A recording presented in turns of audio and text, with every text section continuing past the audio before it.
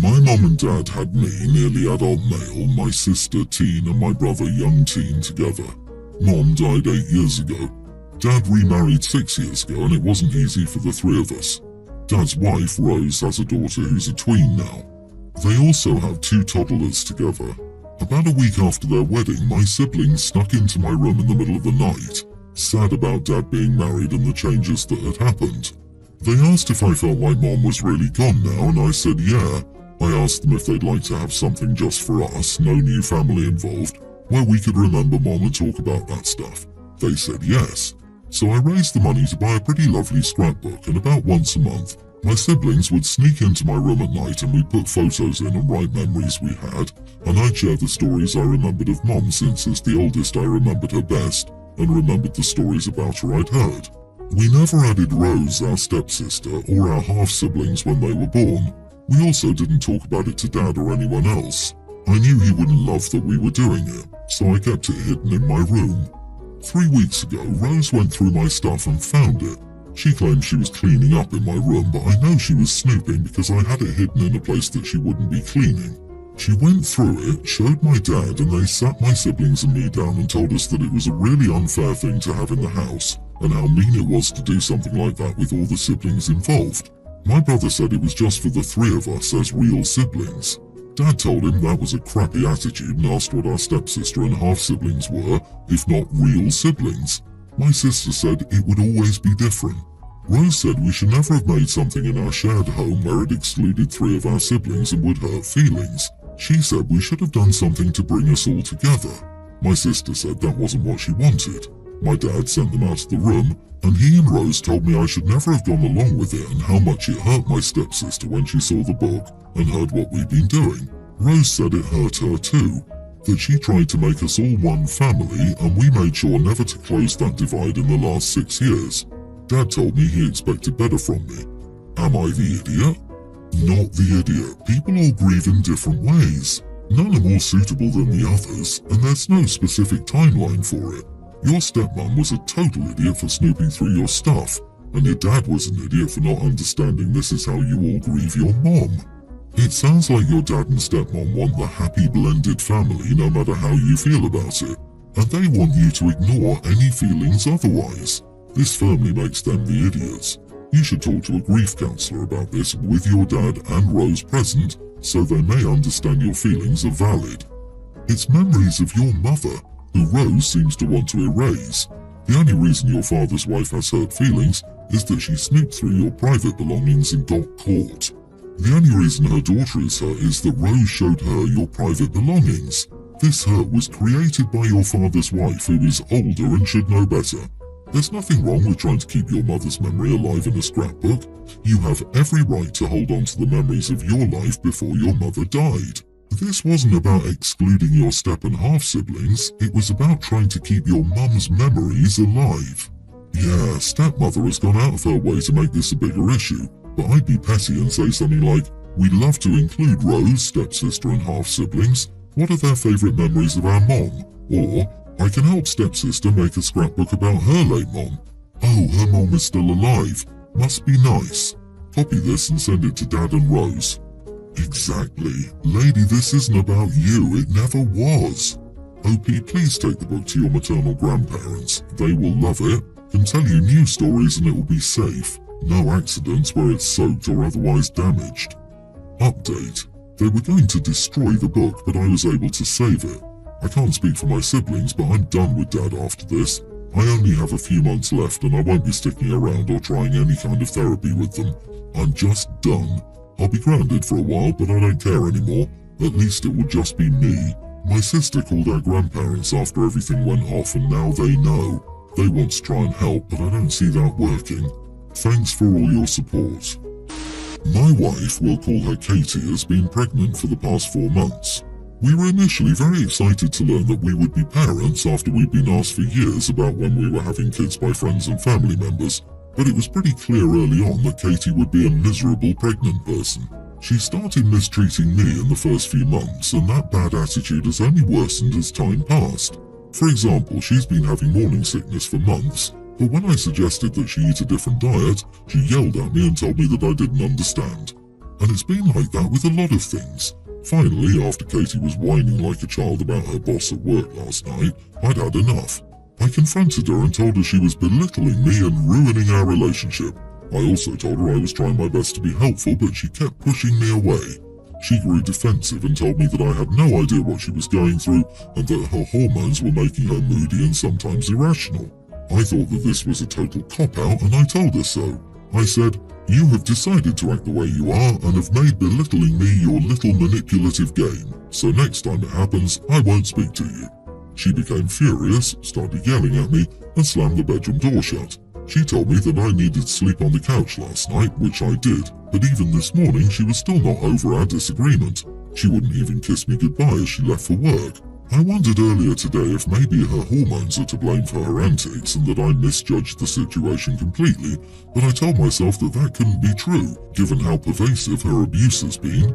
I just want to convince her that we need to be a strong couple once the child is born, but I can't seem to get through to her. I want my old wife back. Am I the idiot?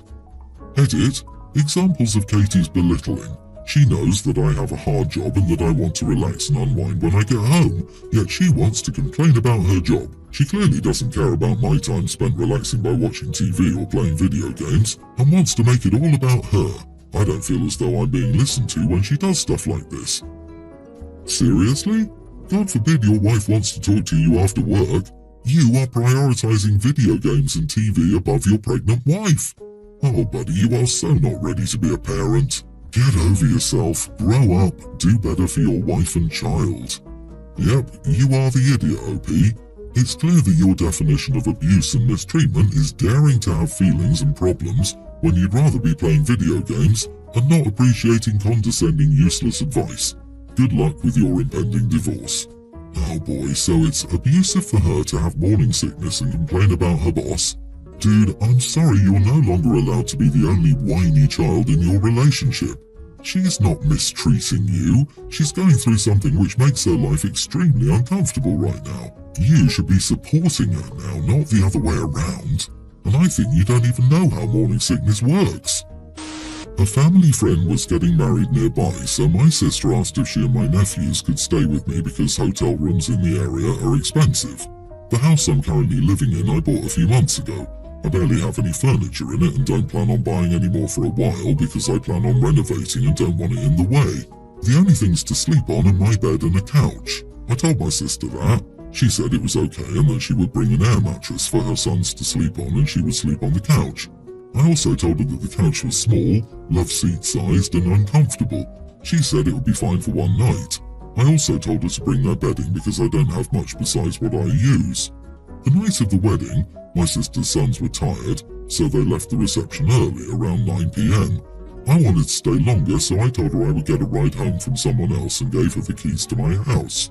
When I got home around midnight, my sister was watching TV in the living room. Her sons aren't there.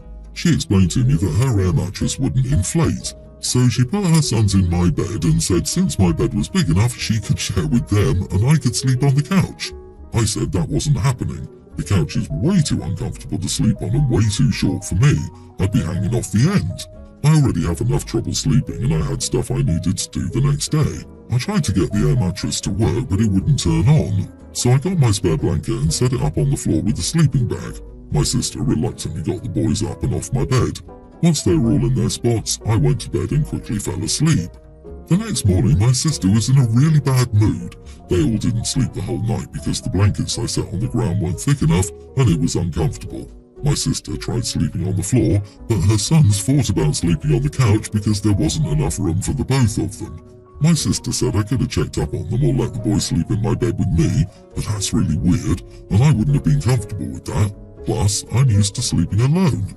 You compromised and let her stay. You warned her that the couch was too small for a grown human and to bring extra bedding. She didn't heed your warning. Then she just decides that you get the couch while she takes your bed with her children. Since it's big enough, and so it doesn't matter if it's big enough, it's your bed and you'd already told her you were sleeping in it. Her entitlement is unreal, and you are not the idiot for not catering to that entitlement. Wow, she should have checked the air mattress before she left and she just assumed they get your bed and you take the couch. Nope, Your sister knew exactly what she was doing, and she thought you would change your mind about her sons. You were very clear about the arrangements, and she tried to pull a fast one. Good job standing your ground. Yep, if she wanted a bed and a good night's sleep, she should have gotten the hotel. Sorry about the mess, OP. It was super rude of her to have an attitude with you in the morning when you were saving her so much money and offering your place up. You get what you pay for, and she knew what she was getting into. My parents have 3 kids together. There's me, 19 female, my brother 18, and our younger sister, tween. My brother and I are the closest of the 3 of us. We were always friends as well as siblings, and he's always been my ally. My sister is someone with whom I have a complicated relationship. As the baby of the family, she was obviously a bit spoiled when she came along, especially when she was a surprise baby for our parents. But once she was a little older, 4 or 5, and she had a lot of energy and was often very hyper, our parents forced me to take on a role as a caregiver of sorts. I was expected to help feed her and calm her down before bed. I was told I needed to walk her to school once she started. If I was going to see friends, she was always forced along. The more time she was pushed on me, the more she wanted me, and the more my parents made me include her. They never expected that from my brother, even told us to our faces that of course sisters would be closer and would take care of little sisters, that it's not a brother's job. They made everything surrounding my sister for me a chore. I was never hanging out with her because I wanted to, but because I had to take care of her. I had to keep her safe on the way to school. I had to make sure she ate, and this would be when our mom was at home. I had to take her along with me as if I was a single mom without childcare. So my feelings for my sister are complicated, and the sad thing is she considers me her second mom and her sister. She used to call me Mommy Sis, and even as she grew older she would describe me as her sister mom to people.